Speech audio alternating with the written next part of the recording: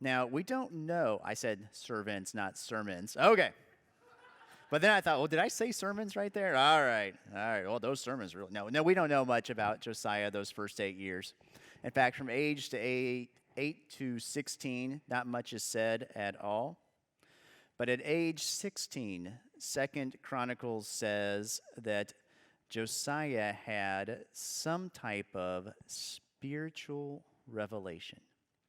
At the age of 16, something from God's Spirit spoke to his heart and to his soul.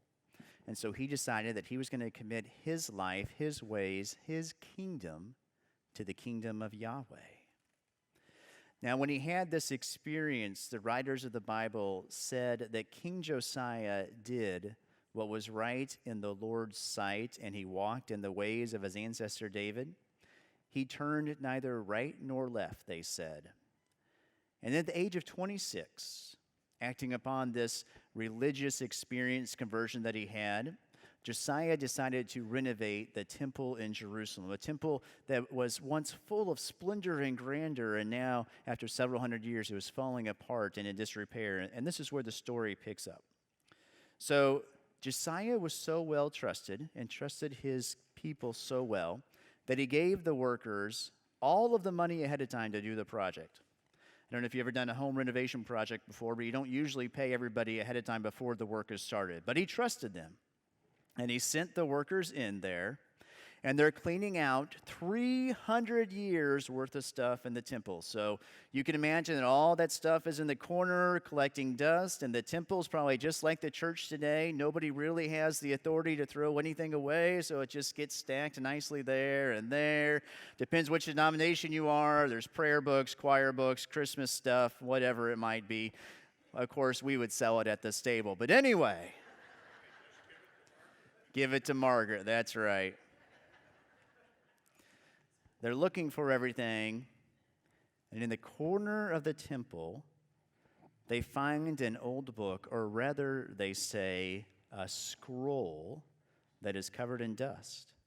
So they take the scroll to what's called the high priest. So that's who kind of oversees the religious duties of the day, Hilkiah.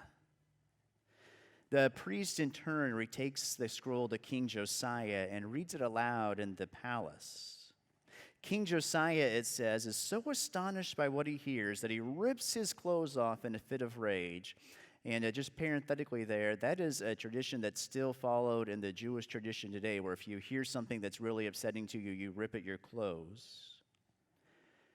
What he had heard were the words from the book of Deuteronomy, describing the downfall of Judah. Of course, Deuteronomy is one of the books of the Old Testament and part of the Torah, the first 5 books of the Bible. So the next step was for King Josiah and King Josiah's secretary and several servants to visit a prophetess, so a female prophet named Huldah, who lived in Jerusalem. And what I like about this scene of the passage is that when the Bible mentions the female prophet, and there's only 4 of them in the Old Testament, but when the Bible mentions it in this story, it's like, as it should be, that it's no big deal. Of course, women can interpret things just as well, if not better than men. All right, so anyway, the prophetess, Huldah, says to the entourage, your kingdom is on the brink of disaster. Your people are not following the ways of God. But I have a message for you that says this, King Josiah. And she says that God, speaking through her, says this to King Josiah. Because your heart was tender, and you humbled yourself before the Lord when you heard, and because you have torn your clothes and wept before me, I have heard. I will indeed gather you to your fathers, and you will be gathered to your grave in peace. Your eyes will not see the disaster that I'm bringing on this place. So you can decide whether or not that's good news. So Josiah goes back to his kingdom, and he renews his commitment to the people of Israel and to God to do the right thing. And this is where our text picks up today. I'll read it to you here. It's from 2 Kings chapter 23, verses 1 through 3. Then the king directed that all the elders of Judah and Jerusalem should be gathered to him. The king went up to the house of the Lord, the temple, and with him went all the people of Judah, all the inhabitants of Jerusalem, the priests, the prophets, all the people, small and great. And he read in their hearing, so this is the scroll they found, all of the words of the book of the covenant that had been found in the house of the Lord. The king stood by the pillar and made a covenant before the Lord to follow the Lord, keeping his commandments, his decrees, and his statutes with all of his heart and with all of his soul, to perform the words of this covenant that were written in this book. And all the people joined in the covenant. So as I read that passage for today and thought about the life of King Josiah, a king that I hadn't studied too much in the past, I thought about the ways in which his story mirrors our story today.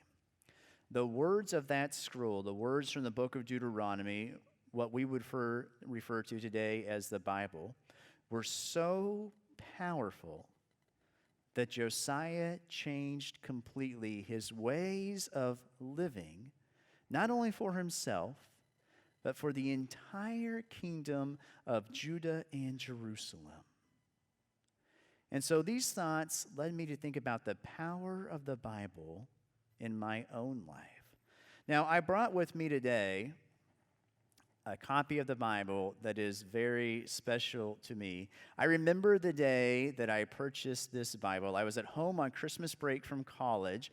I think it was my sophomore year, and I went to the mall, a place I would never go today. I don't even know if they still exist. Anyway, I asked the clerk at the bookstore in the mall, I guess they still have those there, where the Bibles were, and she led me to this choice. And so I remember purchasing this book, and I went home, and everybody else was at working or at school, I guess. So I went home, and I built a fire in the fireplace, and I sat down in my dad's green chair, because I can't sit in it when he's there, at least then anyway, and I started reading through the Gospels for the first time, and all of a sudden, and maybe I just was slow to realize this at the age of 20 or so, but I realized as I read through each of the Gospels in one sitting that the Gospels tell a very different story of Jesus depending on which author you read. Well, anyway, since that time, this Bible has traveled with me all over the world, different continents, different countries, and its spine is kind of falling apart, right? And that tiny print, it gets harder to read the older I get. And it is for me, though, a place to return. And those times in life when I feel troubled or overwhelmed or unclear or unsure of what to do, I go to my study at home and I find this Bible. And there are some times when I have to wipe the dust off its cover, not because I don't read the Bible, because usually I read it on my iPad or my phone. But when I'm really finding myself in a challenging time, I go to read the Bible from here in the print that is so familiar to me. Because this book, unlike the glowing computer screen, stirs my heart and my soul. And I think about the times that I've read this Bible and how, like in Psalm 56, the psalmist says, "You have kept count of my tossings, put my tears in your bottle. Are they not in your record?" You see, we are like King Josiah, a people of the book.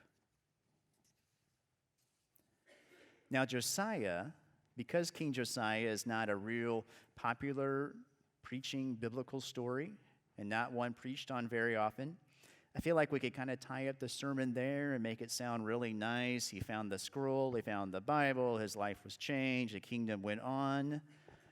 But that would be deceptive. King Josiah did do everything right and everything that was expected of him.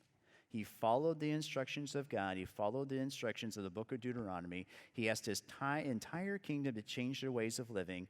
And like his father, though, he was murdered at the age of 32. 20 years after that, after his two sons had each had a turn at ruling, the kingdom was destroyed. The temple that he had renovated was burnt to the ground, and nothing was the same. So how do you read a story like this from the Scripture? We've been working our way through the Bible since fall, starting in Genesis, and pretty soon we're going to end up with in the New Testament with the accounts of Jesus becoming king. And it's been really interesting to me how oftentimes in the past, when following the preaching style, we would just skip on these tough passages here. But what do we do with a passage that says you can do all of the right things, all of the right choices, and still there is doom? I don't know the exact answer, but here's what I think the scripture is saying. I think that we can and should do all of the good in the world that we can. You see, Josiah was a leader, a role model, an individual who reminds us that each day there is power in committing to reforming both ourselves and the church to be better aligned with the ways and the goals of God. Think about this in your own life. If you woke up each day and said, this is a new day, today I am going to live anew, recommit myself to following the ways of God. And maybe the good news, if you see it this way, at least this is the way that I see it, I think the good news is that we do not have to save ourselves, and we cannot fix one another. Because the job of fixing and the job of saving is left to Jesus. Thank God, right? I am grateful for a God whose judgment I trust so much better than my own. Because we have a God who brings forth light out of seeds that we thought were forgotten and uncared for, that were growing in wild places. We have a God who unites people around sacred words of Scripture, calling them to leave all that they know and all of the comforts home to find something new and to go forth out of a calling of faith. We have a God who once looked at the dry bones in a valley of a mountain and saw not death but life. We have a God who has transformed a people and continues to transform today. We have a God, as King Josiah experienced, who saves and calls forth. So this week, as you go into your week, may you know that we have a God that knows you personally, that can speak to your heart and to your soul and scriptures, that can lead you on the paths that lead to Christ. Thanks be to God. Amen.